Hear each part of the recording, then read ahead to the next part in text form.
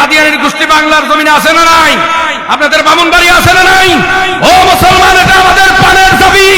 যারা রাসূলুল্লাহর পরে নবী দাবি করে, রাসূলের পরে রাসূল দাবি করে, আওয়াজ একটাই চলবে, শাইখুল হাদিস আজিজুল হক রাহমাতুল্লাহ আলাইহি, খতিব ওবাইদুল্লাহ রাহমাতুল্লাহ আলাইহি, আমিনী রাহমাতুল্লাহ আলাইহি, এরপরে আহমদ শফি রাহমাতুল্লাহ আলাইহি, জুনায়েদ বাবুরাগীর রাহমাতুল্লাহ আলাইহি। তাদের আন্দোলন ছিল নবীর পরে কোনো নবী নাই, এই কথা সংসদ আইন পাস করতে হবে।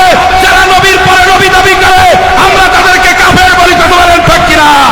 এইবার আইন পাস করতে হবে।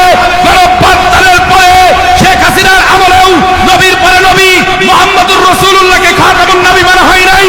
এখনো তারা এখন দেশ চালাচ্ছে।